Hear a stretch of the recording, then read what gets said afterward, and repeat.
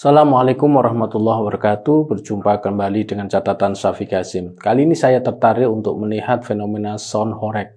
Meskipun mungkin agak terlambat, akhir-akhir ini sound horeg menjadi kontroversi. Berbagai kalangan melihatnya berbeda-beda. Ada yang mengatakan ini persoalan seni murni sehingga dianggap sebagai kebudayaan. Namun ada yang menganggap ini sama sekali tidak memiliki keterkaitan dengan kebudayaan. Sudah barang tentu sebagai kebudayaan, sound horeg mungkin menduduki posisi yang agak tinggi, hasil cipta karsa manusia. Sebagai seni, sound horeg memiliki kebebasan ekspresi. Jadi dentuman suara di luar kemampuan kuping untuk menerima rata-rata orang dianggap sebagai bagian dari kebebasan seni. Bagi kalangan seniman, mengapa kebebasan itu harus ada pada mereka? Karena kebebasanlah yang bisa menyebabkan mereka untuk menciptakan karya seni yang luar biasa. Seni yang memiliki makna mendalam dan mencerminkan keluhuran kesenian. Tapi apakah itu cocok dengan fenomena sound horeg? Ada kalangan yang menganggap bahwa sound horeg itu merupakan gerakan perlawanan orang biasa terhadap kelompok kelas yang menghegemoni mereka. Mereka tidak memiliki cara lain dalam melawan misalnya pemuka politik, pemuka organisasi masyarakat, tuan tanah, orang kaya, dan sebagainya, kecuali melalui cara ini. Menterengnya, sound horeg disamakan dengan gerakan protes, bagaimana gerakan-gerakan protes yang terjadi di kalangan kaum buruh misalnya. Apakah benar pada realitasnya sound horeg dianggap sebagai gerakan protes? Atau sound horeg dianggap sebagai gerakan protes terhadap tatanan moralitas dan keagamaan yang mereka anggap hanya memberi keuntungan pada pihak tertentu seperti pada pihak pemuka agama atau pemuka masyarakat itu sendiri. Selama ini kelompok kemapanan agama dan moral terlalu banyak mengatur kehidupan pengikutnya atau rakyat biasa. Mereka para pemuka mengeluarkan fatwa ini dan itu, dan ini semua dianggap terlalu mengungkung kehidupan rakyat biasa. Masyarakat melakukan ini dan itu disalahkan. Lalu muncullah sound horeg yang menampilkan hal yang sama sekali berbeda dengan apa yang selama ini disuarakan oleh kalangan pemuka agama atau kalangan pemuka masyarakat. Tapi apakah benar bahwa sound horeg memang seperti itu? Menurut penulisan saya, ternyata sound horeg itu bukan fenomena baru. Sound horeg mulai ada sejak beberapa tahun yang lalu. Sound horeg mulai muncul sejak tahun 2000-an di Jawa Timur. Tapi ternyata sound horeg melebar kemana-mana. Menjadi tradisi berbagai kalangan di Jawa Tengah dan lebih luas lagi. Asal mulanya ini adalah semacam hiburan masyarakat yang menggunakan sound system yang sangat kencang, menggetarkan hati dan telinga. Bahkan sound horeg ternyata bukan hanya untuk keperluan hiburan, namun juga bisa dipakai untuk mengumumkan hal-hal yang bersifat keagamaan seperti pengajian. Sudah lama sound system dengan suara yang super digunakan untuk kegiatan-kegiatan non-hiburan.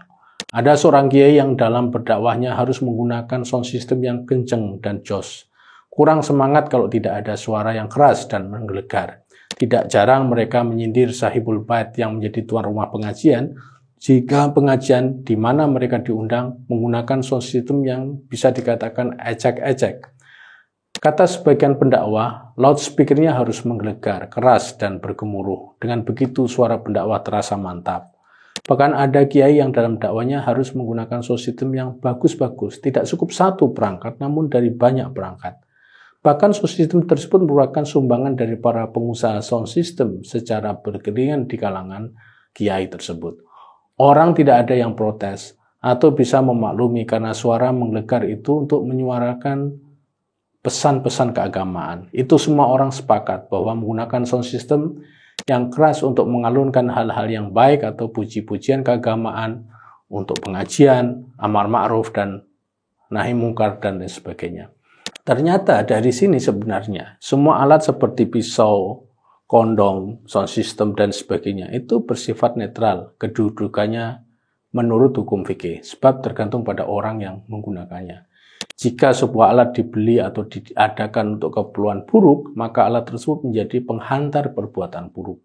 Maka hukum fikihnya bisa dikatakan dilarang atau haram. Logika fikih seperti ini sebenarnya sudah umum dan banyak diketahui oleh banyak kalangan, bahkan para pengusaha sound horeg itu sendiri. Lalu apakah jika pengusaha sound horeg misalnya hanya melayani untuk keperluan yang baik-baik saja, lalu sound horeg seperti itu bisa dipahami keberadaannya dan bisa diterima? Saya berpendapat tidak semestinya. Ada perkara lain yang inherent pada konteks sound horeg bahwa alatnya sendiri itu memang berbahaya jika memang benar bahwa dentuman suara sound horeg ini bisa merusak gendang telinga dan juga bisa merusak bangunan-bangunan rumah orang. Jika alat ini sudah terbukti demikian adanya, maka alat ini sejatinya adalah destruktif. Mencegah hal yang destruktif pada manusia dan properti yang dimilikinya adalah hal yang dibenarkan menurut agama dan kemanusiaan. Bagaimana jika hal itu tetap diinginkan oleh masyarakat? Bahkan mereka bangga bisa mendatangkan sound horeg pada hiburan mereka. Maka persoalan sound horeg jadi rumit. Orang tahu bahwa sound horeg itu bisa mengakibatkan hal yang fatal, namun pada sisi lain itu bisa menimbulkan kesenangan atau kebahagiaan bagi mereka. Bagi rakyat yang menghendaki tetap sound horeg diizinkan, berargumentasi bahwa itu hiburan buat mereka.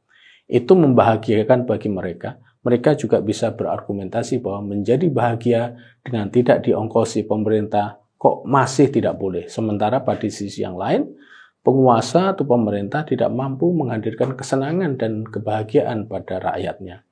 Bahkan akhir-akhir ini menjadi fenomena bahwa penguasa atau pemerintah dengan kebijakan yang mereka miliki tidak membahagiakan namun malah menyusahkan kehidupan rakyatnya.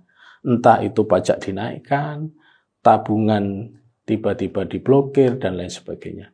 Jika sudah menyangkut sound horeg sebagai ekspresi kritis melawan kepemimpinan yang tidak adil, maka pembicaraan soal sound horeg tidak hanya soal boleh tidak atau halal haram, namun harus lebih jauh dari itu semua. Fenomena sound horeg di Jawa Timur itu lalu bukan hanya menjadi tanggung jawab pemuka agama, namun juga pemerintah dan juga elit ekonomi dan juga elit politik. Karena sound horeg hanya ekspresi, maka ada hal yang lebih mendasar dari sekedar pertunjukan sound horeg itu sendiri. Namun, mengapa mereka tetap menjalankan itu meskipun sudah difatwa berkali-kali bahwa sound horeg adalah haram? Sebagai catatan, fenomena sound horeg, peran ulama sudah cukup dengan fatwa saja, dan selebihnya serahkan saja kepada pihak otoritas. Penguasa tidak bisa asal melarang, namun harus mencari hal paling dalam di balik fenomena menjamurnya sound horeg dan permisivitas masyarakat kecil atas sound horeg itu sendiri. Demikian, wassalamualaikum warahmatullahi wabarakatuh.